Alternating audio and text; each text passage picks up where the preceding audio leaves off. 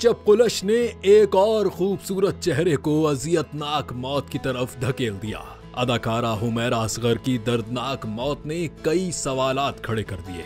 अदाकारा की मौत किस हालत में हुई? ग्लोबल विलेज कहलाई जाने वाली दुनिया में एक इंसान की लाश 6 माह तक बंद घर में पड़ी रही। कोई पूछने वाला क्यों नहीं था?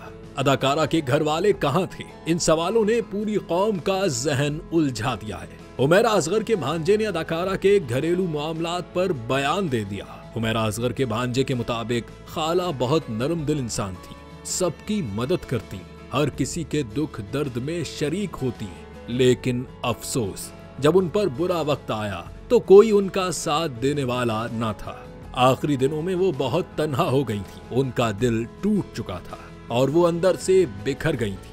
अदाकारा के भांजे का मजीद कहना था कि खाला आखिरी दिनों में शदीद जहनी अजियत का शिकार थी। उन्होंने अपनी माँ से फोन पर बात करते हुए कहा, अम्मी मैं अब थक गई हूँ, सबने मेरा दिल तोड़ दिया है, आप दुआ करें कि मैं सुकून पा जाऊं। और इसके बाद उनका किसी से कोई राबता नहीं हुआ। वाज़ेह रहे कि ये वाकया न सिर्फ एक खानदान के बिखरने की कहानी है, बल्कि एक फनकारा के अंदर छुपे जख्मों की गवाही भी देता है।